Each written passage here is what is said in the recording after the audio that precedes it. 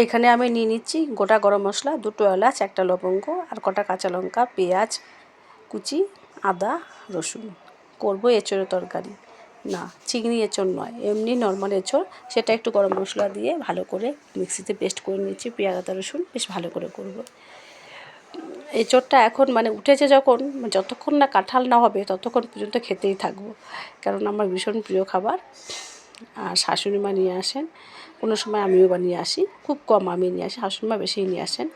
আর এখানে ঢ্যাঁড়স আছে, এই ঢ্যাঁড়সগুলোকে মাঝখানে হাফ হাফ করে এটাকে সকালবেলা একটু রুটি করবো, তার সাথে খাওয়ার জন্য করব। ছোটো ছেলের বায়না, রুটি খেলে খাবে না, রুটি হলে খাবে না আর কি, ওর একটু পরোটা লাগবে, একটু তেলে দিলেই হবে আর কি, একটু নরম না হলে খেতে পারে না। রুটিটা যেহেতু মানে কিছুক্ষণ পরে গলায় আটকার মতন হয়ে যায়, ওই জন্য খায় না। আর ও সবজিটা একটু কমই খেতে চায়।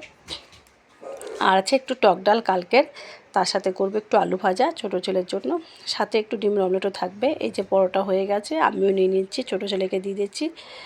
আর এইখানে হচ্ছে ঢ্যাঁড়স আলু তরকারি, এটা বেশ ভালোই লাগে, পরোটা দিয়ে হোক রুটি দিয়ে হোক। পেঁয়াজ দিয়ে কুচেছি, পেঁয়াজ কাঁচা লঙ্কা আর একটু মশলা দিয়েছি, একটু শুকনো করে নামিয়ে দেবো। আর ছোটো ছেলে যেহেতু একটু ঝোলটা দিয়ে খাবে, ওর জন্য একটু ঝোল ঝোল করে তুলে দেবো।